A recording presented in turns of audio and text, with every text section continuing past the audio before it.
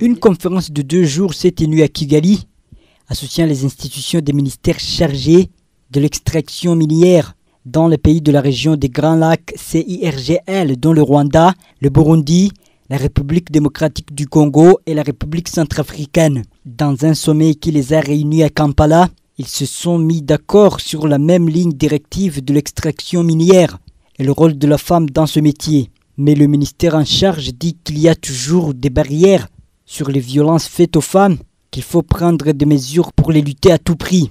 Dans les années passées, les violences faites aux femmes se voyaient dans l'extraction minière, surtout dans des pays en guerre.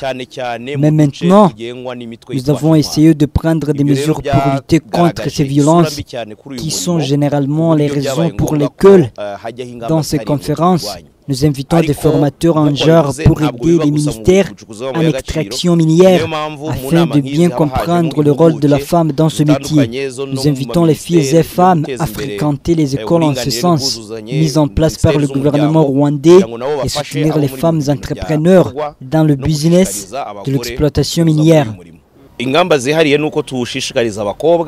Ces institutions vont renforcer le dialogue dans la stratégie de lutter contre ces violences, mais aussi de soutenir davantage le rôle joué par les femmes dans ce métier. Parmi 727 permissions qu'a donné le ministère aux sociétés d'extraction minière, 19% sont dirigées par les femmes et 16% des femmes et filles ont été employées dans l'extraction minière au Rwanda parmi 37 000. C'est un pas franchi qui mérite d'être soutenu pour le développement féminin.